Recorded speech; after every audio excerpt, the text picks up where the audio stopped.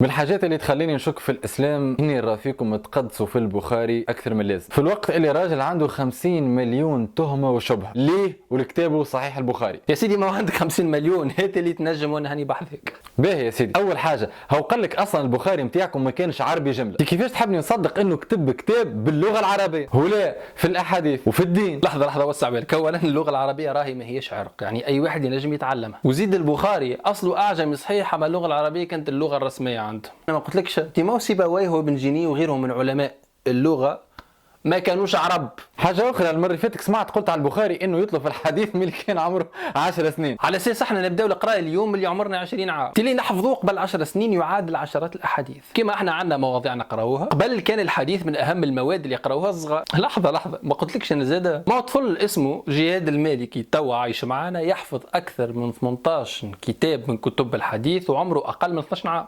استنى صديقي، تي اصلا مداركه الجسديه ماهيش مريقله، يا قال لك كان اعمى كيفاش لمهم الاحاديث؟ اولا البخاري جاه مرض في عينيه وهو صغير وبرا منه، ثانيا شبيه الاعمى ما ينجمش يكون عالم، ولا الاديب طه حسين نعطيه زاره والبقيه ما همش علماء، هذا بخلاف انه الحكايه ذي لا تصح سندا. به حاجه اخرى، البخاري تقولوا لم احاديث الكل وبينما هو في التاريخ من بلاده ما تحركش. يا سيدي هذه خريطه رحلات البخاري، اعمل بوز ووسع معها بالك. بالله ارحم لي عقلي، كيفاش بدا يلم في الاحاديث نتاع النبي صلى الله عليه وسلم بعد ما توفى ب 200 عام؟ البخاري يا صديقي جاء في مرحله يسميوها مرحله التصنيف، وقبلها زوج مراحل اخرى اللي البخاري اعتمد فيها على جهود السابقين، والبخاري ماهوش اول واحد صنف قبله مالك وسفيان بن عيينه وعبد الرزاق وسفيان الثوري وابن ابي ذئب وعبد الملك بن جريج وعبد الله بن المبارك وغيره. البخاري يا اخي، الناس قبل البخاري ما كانوش يعرفوا يصليوا ويصوموا الا لما جاء البخاري عرفهم دينهم. يا اخي قلنا احنا البخاري اول من كتب الحديث؟ لا. بيقولنا ما كانش ثم حديث قبل البخاري؟ لا. بيقولنا ما تنجم تطبق حكم الا ما يكون مكتوب في البخاري؟ لا. لازمك تفرق بين النص التشريعي اللي جاء في كتب الحديث كتوثيق للمدونة القانونية الإسلامية وبين عمل الناس بالتشريع، واللي ما يستحقش نص مكتوب وقتها لأنه الناس تعلموه بالممارسة عن النبي صلى الله عليه وسلم فعملوا به ونقلوه للي من بعد، وهكا الناس عملت بالسنة صلاة وزكاة وغيره. تعرف فما حاجة وانا نتناقش معك توا بالحق حسيته البخاري ذي معصوم ما يغلطش يا اخي. الحكاية دي ما ثماش منها أصلا النقد نتاعكم للبخاري برشا منه خذيتوه من نقد علماء المسلمين للبخاري، يعني مش انتم باش تعلمونا الموضوعيه بالله. اما خسارتكم ما كملتوش قلتوا انه اخطاء البخاري غير مؤثره في صحه كتابه. انت من قبيله قاعد تحكي على الاحاديث، اخي الرسول مش قال لك ما تكتبش الاحاديث؟ والرسول زاد قال لك اكتب، وذاك كان خاص في وقت معين باش ما يتخلطش بالقران. على فكره اللي تحكي فيه راه ماهوش منطقي جمله، كيفاش انا توا 22 باش تجيني حاجه صحيحه من القرن السابع ولا السادس؟ هني نقول لك تفرج في حلقه شكون قال اللي الرسول قالته وتفهم. لحظة بالله فسر لي النقطة هذه، أنت مش قلت إنه السند فيه فلان عن فلان إنه يوصل للنبي صلى الله عليه وسلم؟ به يا سيدي نسلم لك إنه الرجال الكل ثقات، لكن سبحان الله راهو يبقى بشر، ينجم يخطئ، ينجم ينسى، ينجم تصير عليه أي حاجة، وكأنه الأحاديث عندكم كما المعادلات الرياضية، حط ثم تلقى ثم. هذا كلام اللي ما يعرفش حاجة اسمها علم علل الحديث، وهو علم فرعي مهمته الوحيدة إنه يطلع الأغلاط اللي عملوها الثقات كهو، يعني حتى اللي يقولوا عليه ثقة يغلط، وحل كتاب السؤالات الحديثية وكتب العلل وتعرف الأخطاء اللي غلطوا فيها الثقات. وبالتالي علم الحديث لا ادعى المعادلات الرياضية ولا كان بالسذاجة اللي تدعيها سيادتك. النقاد هذوما اللي يحكموا على الرجال ثقة ولا ما همش ثقة، مو زاد هم ينجموا يغلطوا. اي صحيح يغلطوا، ما كي تلقى عندك اكثر من 700 ناقد على مر العصور نتاع الروايه صعيب ياسر تتعدى منهم الاخطاء، وحتى كان غرهم حفظ راوي وغلط ناقد في الحكم عليه يطلعوا له البقيه اغلاطه فارتاح. انا قريت مره انه احاديث البخاري جات باش تخدم الوضع السياسي وتملق الحكام. ركز معايا مليح، احاديث السياسه في كتاب البخاري ومسلم، مش في البخاري بركه، 41 حديث من 7000 حديث في البخاري ومسلم بدون المكرر. كي نطلعوا النسبة المئوية بشوية عملية حسابية باش نلقاو عنا 0.5% من كتاب البخاري ومسلم أحاديث سياسة، فأنا السياسة تحكي عليها يا معلم. أنت تنكر أنه البخاري كان متأثر بالسلطة السياسية من خلال كتابه؟ أي بابا ننكر خاطر أحاديث البخاري اللي متعلقة بالسياسة ما فيهاش حتى دعم السلطة من السلطات السياسية، وثانيا في الرجال اللي روى عليهم البخاري تلقى رجال موافقين السلطة السياسية وتلقى رجال ما همش موافقين السلطة السياسية، فالعبرة عند البخاري هي الكفاءة العلمية مش الموقف السياسي. البخاري تاثر بالسياسه ونبذ اهل البيت وما رواش عليهم احاديث. مش قلنا ما عادش تكذب، البخاري رواه عن اهل البيت كيما الحسين بن علي وعلي بن الحسين ومحمد بن الحسين، ورواه عن الموالي نتاعهم وغيرهم. لا وزاد خصص لك في الكتاب نتاعو باب كامل في خصائص وفضائل اهل البيت، وزاد مشى معك لبعيد وذكر لك فضائل ومناقب علي بن ابي طالب. شفت كيفاش تفضح في روحك؟ انا متاكد انه البخاري كان ينصر في الدوله الامويه. اي بالاماره البخاري تولد بعد سقوط الدوله الامويه ب60 عام. باهي فما حاجه تصير استغراب، شبيه البخاري يروي برشا عن ابي هريره، مش زعما على خاطره من بني اميه؟ باهي من غير ما نمشي معاك لبعيد ونقعد نفسر لك ابو هريره راهو عالم ونعطيك التاريخ نتاعو والتعريف. يا سيدي لو فرضنا جدلا ابو هريره ذا انسان ما تخلقش، ما هوش موجود، هل السنه باش تضيع؟ لا، على خاطر الاحاديث اللي تفرد بهم ابو هريره 110 حديث، اي بنسبه 2.75% من السنه النبويه.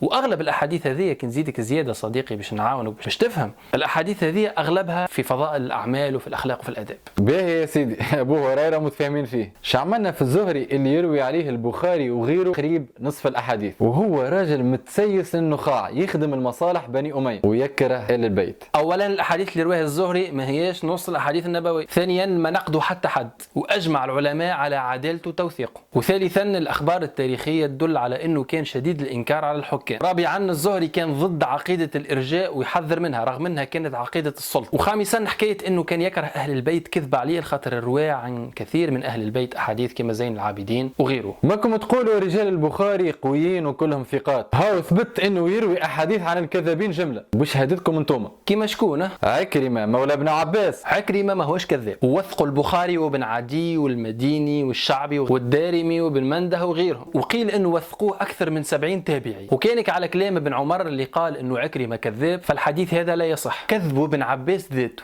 اللي من بعده. باهي باش نزيدك حاجه اخرى، البخاري يا سيدي يروي عن عباد مبتدعه يسبوا في الصحابه. هذا دليل على انه ما يدخلش الايديولوجيا والعقيده في المنهج العلمي. تصور انه ثم طبيب يهودي مثلا متكون وكفاءه في الاختصاص نتاعو، وش معناها الراوي المبتدع؟ معناها كذاب ولا ما يحفظش مليح. هيك علاش البخاري والمحدثين الكل عندهم حاجه اسمها الحكم النسبي، يجيوا للراوي ويقول لك الراوي هذا ثقه في البلاصه هذه ما هوش ثقه في البلاصه هذه، ثقه في الوقت هذا ما هوش ثقه في الوقت هذا، ثقه في الكتاب هذا ما هوش ثقه في الكتاب هذا، ثقه في الشيخ هذا ما هوش ثقه في الشيخ هذا، ويعطي قراء أدر. لحظة هذه قتلهم مسكتوا، هو البخاري مات قبل ما يكمل كتابه جملة، وجاوا اللي من بعده هم يكملوه. وعلى فكرة هذا مش كلامي، هذا قالوا عالم كبير اسمه المستملي. أولا كتاب البخاري تشهر في حياة البخاري، والبخاري بدا يقري في كتابه كامل ومنظم ومرتب 90,000 راوي كما قال تلميذه الفرابري، حتى إنه خالد الزهري الأمير والي بخارى قال للبخاري يجيب كتابك ويجي، وزيد إنه البخاري قال كي يكمل كتابه وعرضه على الإمام أحمد وغيره من العلماء اللي أقروه واستحسنوا كتابه. كانك على الكلام اللي قالوا المستملي فهذوكم بلايص خلاهم البخاري عمدا باش يزيد الكلام اذا كان اتضح له في المساله قول وعناوين ما تحتاج احاديث، واحاديث ما عندهاش ابواب، والفراغات هذه كي باش تحل كتاب تو باش تلقاهم. يعني مش النساخ كما قلت انت عباوهم باللي يحب، واللي عمل هكا العلماء قالوا له راك غلط. باهي زاد حاجه اخرى، هو قال لك ما فماش النسخ اللي كتبهم البخاري بيدو. اي انت على اساس كي تدخل المكتبه اليوم تقول اعطيني نسخه المؤلف، انت ماك تاخذ نسخه مطابقه للاصل، وهذه عندنا منها الالاف اليوم. ثم اجاني لحظه، اولا تواترت الروايات اللي حكى فيها البخاري على نسخته اللي كتبها بيده، بل تلاميذ البخاري بيدهم شافوا نسخه البخاري عنده، وحتى بعض الناس شافوا نسخه البخاري عند تلاميذ البخاري كما الفرابري اللي كانت عنده نسخه البخاري اللي كتبها البخاري بيده. ثانيا مئات الرواة من كل بلايص والازمان نقلوا كلام البخاري، وكي تقارنهم اليوم تلقاهم متفقين تقريبا في كل شيء، والاختلافات اللي بيناتهم نيجليجابل سببها اخطاء النسخ، وهذا يدل انه النسخه اللي ياخذوا منها واحده. ثالثا اغلب الكتابات التاريخيه البشريه صعيب تلقاها بخط المؤلف اليوم، وهذا عادي جدا ماهوش طعن. وزيد المعتبر عند المحدثين هو الروايه مش الكتاب. علاش؟ خاطر كي نجي نقول لك المخطوطه هذه هي كتاب البخاري، شكون قال انه كلامي صحيح؟ تقول لي تحليل الكربون سي 14 وباش نقول لك التحليل هذا ما ينجم يعطيني كان الفتره الزمنيه اللي جات فيها المخطوطه، مش شكون اللي كتبه. يعني اهم حاجه الروايه نتاع الكتاب وشكون رواه مش الكتاب. وهيك علاش واحد كي يلقى كتاب فيه احاديث ويعمل حلقه ويقري العباد من الكتاب هذاك، المحدثين ما ياخذوش كلامه ويسميوها وجاده، وهي اضعف طرق النقل عند المحدثين. لحظه عاد ما فوتك بالكلام، اقدم نسخه عنا للبخاري ترجع لعام 370 هجري تقريبا، يعني بيناتها وبين البخاري تقريبا 100 عام برك. واللي يفهم في المخطوطات يعرف ان هي حكايه عاديه جدا بل حكايه ممتازه. واليوم عنا مئات بل الاف المخطوطات البخاري واللي ترجع لازمنه مختلفه واماكن مختلفه. وكان باش تنكر لي كتاب البخاري بعد هذا الكل؟ كمل طيح لي معاه مقدمة ابن خلدون مثلا، جمهورية أفلاطون وغيرها من الكتب اللي هي أضعف منها توثيقا ومخطوطاتها قليلة جدا ومتأخرة برشا على المؤلفين. علاش نمشيو بعيد؟ هاو نسخ اللي عندنا توا بيناتهم اختلافات. يا سيدي إجا نفسر لك. نفترضوا عنا معلم يملي ويقري التلامذة في كتاب، التلامذة هذوكم كي جاو ينقلوا فيه عملوا أغلاط، هل هذا يطعن في أصل الكتاب؟ لا، خاطر هذوكم تسميهم أخطاء نسخ، وزيد العلماء طلعوها وتتبعوها واحدة واحدة وقالوا إنها ما عندها حتى تأثير على صحة الكتاب،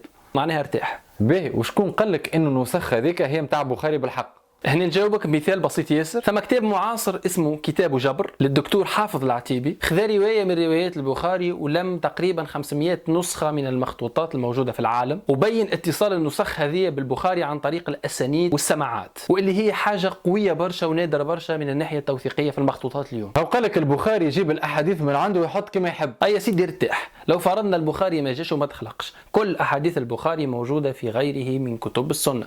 فائدة البخاري فقط انه الروايات اللي عنده روايات اقوى من الناحية الاسنادية، هيك علاش لو البخاري ما جاش السنة ما تضيعش. به على فكرة راهو علماء الإسلام نقدوا أحاديث البخاري كما دارقطني والحاكم وغيره، أصلا كتبوا كتب. خلينا نتفقوا من الأول إنه نقد البخاري يدل على إنه الأمة الإسلامية ماهيش إمعاء يقبلوا أي حاجة كما يحبوا يفسروا لنا، إنهم ما يقبلوا حاجة إلا بعد ما يقيموها. وبالنسبة لنقد الدارقطني وغيره أغلبها متوجهة للأسانيد والرجال مش لمتن الحديث، يعني كأنه الدارقطني يجي للبخاري يقول له الحديث هذا راهو صحيح، أما الإسناد اللي ذكرته أنت كنت تنجم تذكر إسناد آخر أقوى. الحاصل المتن الكلام صحيح سواء من طريق البخاري او من غيره. وما قلت لكش انا تيماو جمله الاحاديث اللي نقدوها على البخاري 110 حديث، واللي تمثل تقريبا 1.5 من احاديث البخاري، اللي اغلبها ردوا عليها العلماء. يعني على خاطر 1.5% من الاحاديث الضعيفه، لو فرضنا جدلا انها ضعيفه تطيح كتاب كامل، ملا موضوعيه عندك صديقي. وكانك على الحاكم راهو كتابه مستدرك، واكيد ما تعرفش معناها مستدرك. مستدرك يا سيدي يجيك راجل يقول لك راهو البخاري هذايا عنده شرط في اختيار الاحاديث، انا باش نخرج احاديث هو ما ذكرهمش اما هما على شرط، والبخاري اصلا ما قالكش اللي انا خرجت كل الاحاديث اللي على شرطي، وما قالكش زاده اللي انا خرجت كل احاديث السنه النبويه. والحاكم بيدو نقدوه، وهذا لا يطعن لا في البخاري ولا في الحاكم. به تنكر انه فما برشا احاديث ضعيفه في البخاري واصلا من غير اسانيد. اي بابا ننكر. انت ممكن ما تعرفش حاجه صديقي، اسال هذوكم يسميهم المعلقات ومعهم المتابعات والبلاغات، وهذه كلها موجوده صحيح في البخاري ولكنها ما هيش داخله في الاحاديث اللي هي على شرط البخاري، يعني البخاري اوردها من باب الاستئناس بها. حتى العلماء اللي نقدوا البخاري ما داروش بها، خاطر فاهمين يعني ولاد صنعاء كلهم انه الاحاديث هذه ما تدخلش في كتاب البخاري. المهم تبقى ضعيفة. قلت لكش انا ما هو العلماء جاوا الاحاديث هذيك اللي هي بلاغات ومتابعات وغيره وكملوا لها احاديث الاسانيد نتاعها وبينوا اللي هي الاغلبيه الصحه نتاعها صحيحه. باهي نمشي معاك للمتن نتاع احاديث البخاري ويجي اشوف الفضائح. باش قولك انت في كتاب البخاري عنده حديث انه النبي صلى الله عليه وسلم كان يمشي لمراه وتلعب له بشعره ويا دار ما دخلك شر، تو هذا كلام؟ ما قلت لكش انا طلعت خالته من الرضاعه وهي من المحارم نتاعو معناها، فما برشا احاديث تدل على انه الرسول صلى الله عليه وسلم كان يمشي لها برشا ويقعد بحذاها. عندك مانع؟ وفما حديث آخر في صحيح البخاري إنه النبي صلى الله عليه وسلم اختلى بامرأة من الأنصار. ما قلت لك زادة ماي المرأة اللي قلت اختلى بها النبي صلى الله عليه وسلم كانت مع صغارها كما في الرواية الأخرى اللي تفسر الرواية اللي فهمتها وحدك بمخك. كان تفهم السياق نتاع الحديث تو تعرف إنه حدثها في الطريق، مش معناها بيبان مسكرة وخلوة وقت الدراما اللي عندك في مخك. كان ثم حاجة هكا راهو أول من أنكر الكفار والمشركين اللي عايشين مع النبي صلى الله عليه وسلم ويستناوا له في الغلطة مش سيادتك. تصور في حديث البخاري انه يحكي على النبي صلى الله عليه وسلم انه كان يدور على نساء الكل في ليلة واحدة. تو هذا كلام معناها يتقال على نبي الاصل فيه العبادة والطاعة. اولا النبي صلى الله عليه وسلم بشر ورجل بشهادة القرآن الكريم، وشهوة النساء حاجة مفطور عليها الرجل وهي من الكمال نتاعو. وثانيا النبي صلى الله عليه وسلم قال اتزوج النساء فمن رغب عن سنتي فليس من. وثالثا لو عودت قريت مع رواية انس بن مالك رواية عائشة رضي الله عنها راك عرفت انه الحادثة هذه تعاودت اولا مرة واحدة، وثانيا كانت قبل احرام النبي صلى الله عليه وسلم لانه ما نجمش يقربهم في فترة الاحرام، والانكارات الساذجة اللي ترفع عن النبي صلى الله عليه وسلم صفة البشرية بلاش بها. وزيد كي نقولوا طاف على ازواجه الكل مش معناها الكل جماع، طاف عليهم بما يطوف به الرجل على زوجته، فيه الجماع وفيه غير الجماع. بحاجة أخرى زاد في صحيح البخاري، نجم تحكي لي على حديث الجوينية اللي حب النبي يغتصبها وكيما حبتش طلقها وهو أصلا ما تزوجهاش كما جاء في البخاري؟ فاتتك حلقة صديقي. الجوينية تزوجها النبي صلى الله عليه وسلم بمهر اتفق عليه مع أبيها، والبخاري في الحديث اللي من بعده مباشرة ذكر لفظ الزواج. أما أنت ماكش مركز، وكل امرأة أبت طلقها النبي صلى الله عليه وسلم، هكا بكل بساطة. وبطبيعة ما ننساوش اللي الحاجة اللي تو ما فماش إجابة عليها في صحيح البخاري، حديث رضاعة الكبير. رضاع الكبير ما غير ما تكبرها صديقي، حكم خاص بسهل. علاش؟ على خاطر وقتها جاء تحريم التبني وهي متبنية طفل، فكحكم استثنائي انتقالي كما في القانون كي تصدر قانون جديد يراعي الحالة السابقة، جاء الحكم هذا الخاص بسهل، وأبيح لها باش ولدها اللي رباته ويقعد يدخل عليها عن طريق الرضاع هذا. وبالنسبة لقول عائشة انه هذا عام، هو اجتهادها الشخصي رضي الله عنها، وردوا عليها بقية نساء النبي صلى الله عليه وسلم. وعلى فكرة رضاع الكبير شربان الحليب بالكاس، مش كما في مخك. هنا باش نقول لك الحديث هذا وانت تقول لي عادي ولا؟ انما الشؤم في ثلاثة: الفرس والمرأة والدار. انت اكيد فهمتوا كما حبيت. اسمعني خويا، ممكن نحبوا نفهموا حديث مليح نلموا الروايات نتاعو الكل، والبخاري بيدو ساعات نفس الحديث يعطيهولك برشا الفاظ وروايات باش تنجم تفهموا. انت تحسبه يثرثر وهو يعاون فيك باش ما تفهمش الفهم اللي فهمته. يا سيدي الحديث هذا جاء في رواية أخرى في البخاري بيدو: إن كان في شيء ففي المرأة والفرس والمسك. يعني لو ثم شؤم اللي هو ما ثماش راهو في الحالات هذه. ثم في رواية أخرى قال: لا عدوى ولا طيرة والشؤم في ثلاث، والطيرة هي الشؤم. يعني حاب يقول لك راهو ما ثماش تأثير للشؤم، والعباد قاعدة تتشائم برشا في ثلاثة حاجات، اللي هي المرأة، يعني المرأة اللي يكره صحبتها، والفرس اللي يكره ركوبها، والمسكن اللي يكره السكنة فيه. يعني الحديث الكل من باب الإخبار على فعل الناس، فاش يعملوا شنو الحاجات اللي يتشائموا بها. اي حاجة أخرى صديقي في حديث البخاري، هو قال لك شات كلات صحيفة من القرآن. أولا الحديث هذا مش بالبخاري، وثانيا الحديث ضعيف لا يصح اللي من بعده. هو قال لك النبي محمد صلى الله عليه وسلم حب ينتحر، وهذا جاء في البخاري. مش قلنا لازم نتعلموا كيفاش نقرأ البخاري؟ البخاري سمى كتابه الجامع المسند الصحيح المختصر من أمور رسول الله وأيامه وسننه. يعني كما معروف عند المحدثين الحديث اللي يذكر البخاري بالسند نتاعو هذاك هو الصحيح على شرطه،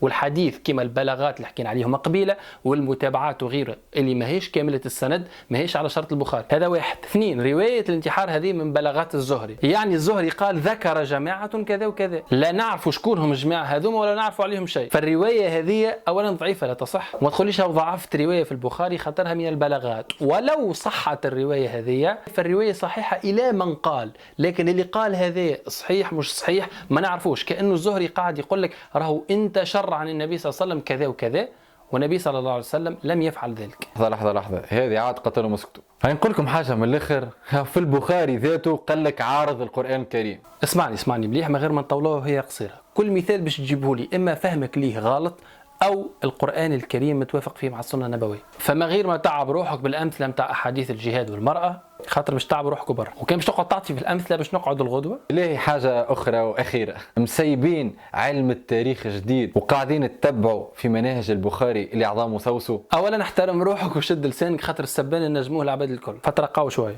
وكانك على منهج النقد التاريخي جديد فظاهر فيك لا قريت ولا تعرف. وكبار المنظرين ليه كيما لانجل وسينوبوز قالوا لك رانا ما عندناش اسانيد كيما المسلمين. هيك علاش اغلب النقد متاعنا راهو خارج نطاق النقد اصلا، ونحن مازالت صدورنا تتسع لقبول الشبهات من عندكم وللدفاع عن صحيح البخاري. والسلام عليكم ورحمة الله.